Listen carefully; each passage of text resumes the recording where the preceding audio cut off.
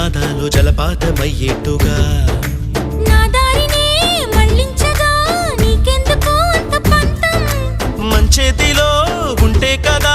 ప్రేమించడం మానటం